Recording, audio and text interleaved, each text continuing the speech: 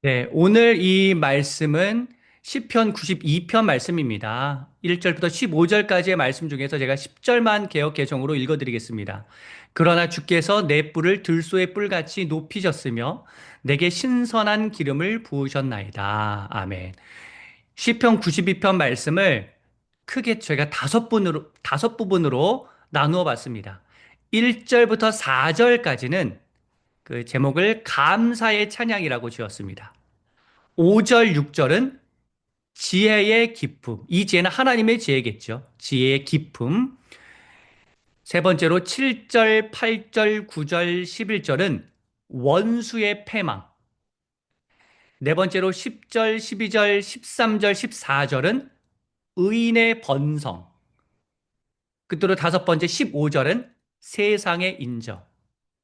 이것을 의미로 푼다면 원수는 패망하고 의인은 번성하니 하나님 지혜의 기품으로 살아간다면 감사의 찬양이 충만하겠고 세상이 하나님을 인정할 것이다. 라고 한 문장으로 정리를 할 수 있습니다. 이 순서에 입각해서 우리가 하나씩 살펴보겠습니다. 첫째, 원수의 패망입니다. 7절, 불법을 자행하는 악인들이 겉으로 봤을 때는 흥황하는 것처럼 보여요. 하지만 그들은 지금 풀처럼 자라고 있는 것입니다. 풀처럼 자란다는 건 언제 뽑힐지, 언제 사라질지 모른다는 의미입니다. 8절, 영원토록 지존하신 주님께서 9절, 악인들을 반드시 멸망시키십니다. 9절이 인상적인 건 의인인 우리의 대적자들이 우리의 원수이기도 하지만 9절 표현을 보면 주님의 원수라고 나와 있습니다. 하나님의 비전에 따르는 우리를 괴롭히는 자들은 주님을 괴롭게 하는 자들이기도 하기에, 즉 주님의 원수이기에 반드시 패망하고 흩어집니다. 하나님께서는 반드시 악인들이 힘을 결집하지 못하게 손쓰실 것입니다. 그래서 11절의 말씀대로 행악자들의 보응을, 그들이 지은 죄대로 받는 벌을 우리는 눈으로 보고 귀로 들을 것입니다. 지금은 겉으로 괜찮아 보이지만 반드시 악인들은 멸망할 것입니다. 그러니 우리의 위치도, 우리의 태도와 자세도 이 악인들, 겉으로 괜찮아 보이는 악인들을 따라서는 안 되겠죠. 의인의 모습이 무엇인지를 우리가 사모하면서 늘 항상 하나님의 뜻 가운데로 거하려고 힘써야겠습니다. 이 원수의 평안과는 반대되게 의인의 번성이 어떠한지가 이제 또 이 시편 말씀에는 나오는데요. 10절에 보시면 들소가 나와요. 들소의 뿔. 들소는 엄청난 파괴력을 상징합니다. 민수기 23장 22절에도 들소와 같은 힘이라는 표현이 나옵니다. 그러니까 이 최상의 파괴력, 최강의 파괴력을 어떻게 인간적으로 표현하면 좋을까라고 하다가 들소를 떠올려서 들소처럼 엄청난 파괴력이 있는 힘을 하나님께서는 의인들에게 부어주십니다라고 이렇게 표현한 것입니다. 신선한 기름은 신성함의 충만, 끊임없이 부어지는 신성함을 뜻합니다.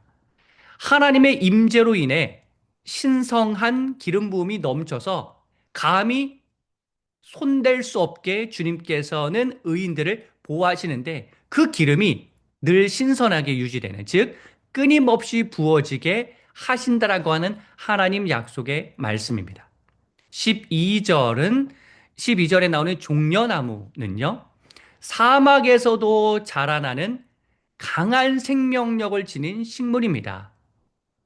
우리가 척박한 환경 속에 있더라도 우리가 끊임없이 성장하도록 도우시는 하나님.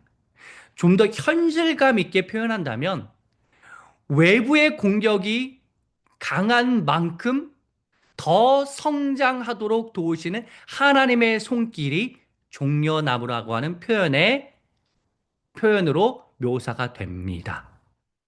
레바논의 백향목은 최고급 건축 자재인데 최고급 건축 자재인 이유는 잘 썩지 않는 특성이 있기 때문입니다. 하나님은 이 백향목이 암석지대에서도 강한 내구성을 지니면서 잘 자라고 썩지 않는 이러한 특성을 지닌 식물이라는 점을 어, 어, 식물이기에 이 표현을 통하여서 우리가 돌처럼 굳은 세상 속에서도 정말로 썩지 않고 잘 자라게 하신다. 부패하지 않도록 우리의 경건과 거룩을 도와주신다. 라고 하는 의미로 이 시편의 저자가 고백하면서 그 하나님, 우리를 도우시는 그 하나님의 손길을 이렇게 나타내고 있습니다.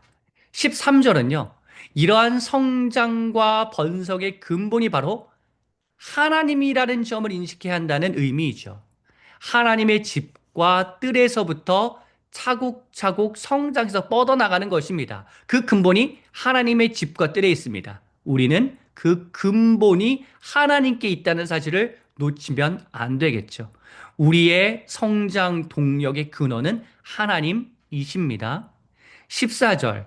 늙으면 대체로 흐물흐물해지고 뭔가 힘이 쇠약해지잖아요. 하지만 하나님께서 이끌어 주시는 의인은 아무리 늙더라도 나무의 진에 수액이 꽉 차 있는 싱싱한 힘이 유지되어 여전히 계속해서 풍성한 열매를 맺는 완숙한 모습을 보이게 된다.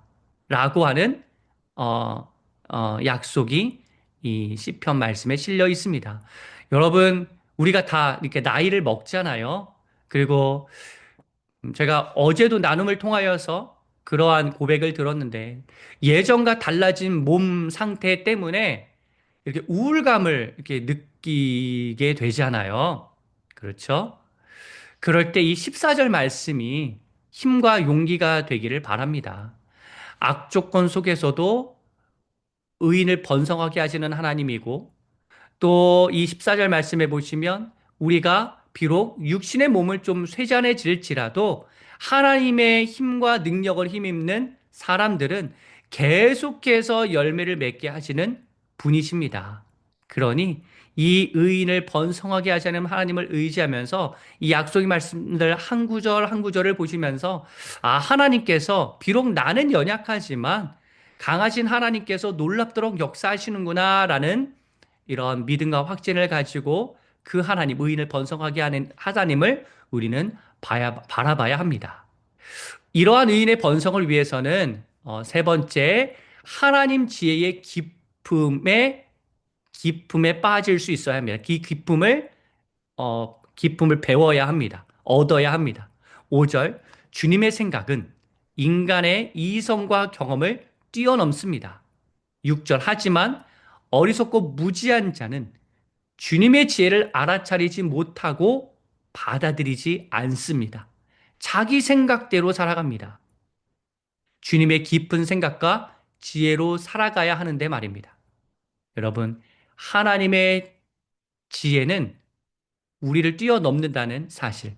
그래서 계속해서 그 주님의 지혜를 구해야 된다는 사실을 기억하시고 하나님의 충만한 지혜가 어디에 임하고 있는지 그곳으로 향하여서 그 영적인 꼴을 얻을 수 있어야 합니다. 그리하면 네 번째, 감사의 찬양이 흘러넘칠 것입니다.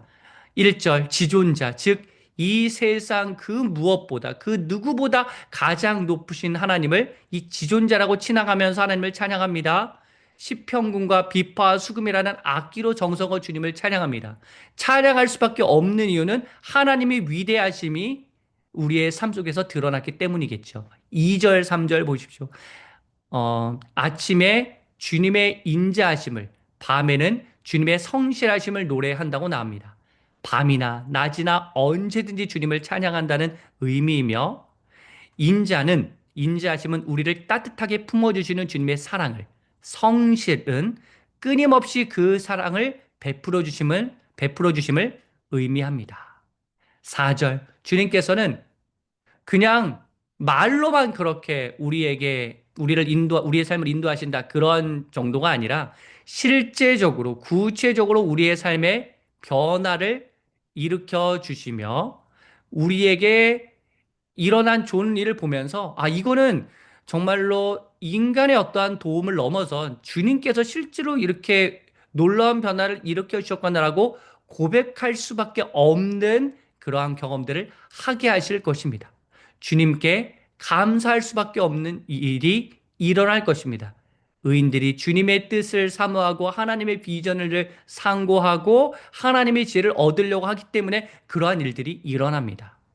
이 순서를 조금 다르게 해서 이 시편의 말씀에도 보면 이 감사의 찬양이 맨 앞에 나오죠. 그렇다면 우리는 어떠한 일이 일어나서 하나님께 감사의 찬양을 올려드릴 수도 있지만 우리가 이 시편의 위치상 감사의 찬양이 앞에 나온 것처럼 우리가 하나님께 늘 항상 감사의 찬양을 올려드리면 그러한 일이 일어나기도 합니다. 무엇이 이루어져서만이 아니라 아직 이루어지지 않은 순간에도 우리가 끊임없이 주님께 감사의 찬양을 올려드리며 주님의 성품인 인자와 성실을 노래할 때에 우리의 삶을 놀랍게 변화시키는 그 하나님을 만나게 될 것입니다. 끝으로 다섯째, 우리만 이렇게 하나님을 찬양하는 것이 아니라 세상이 하나님을 인정하게 됩니다. 하나님의 사람인 내가 바위처럼 튼튼하게, 견고하게, 흔들리지 않으면서 살아가는 모습을 세상 사람들이 보면서 모든 사람이 우리를 통해 하나님의 정직과 의로움을 함께 찬양하게 될 것입니다. 이처럼 하나님을 우리가 증거하는 것은 하나님의 사람들인 우리가 하나님으로 인하여서 놀라운 성취와 업적을 거두게 될 텐데 그것을 보면서 많은 사람이 하나님이 진짜 살아계시구나라고 고백하게 될 것입니다. 아직은 이러한 가시적인 변화가 없을 수 있어요. 하지만 하나님께서는 오늘 말씀을 통하여서 이러한 놀라운 일을 의로운 생각을 늘 하는 우리를 통하여 행하실 것이고 반드시 그렇게 성취하실 것이라고 약속하십니다. 그래서 우리가 하나님의 의를 위해 살아갈 때 놀랍게 번성하게 하시는 그 하나님을 삶 속에서 경험하는 은혜가 있기를 축복합니다.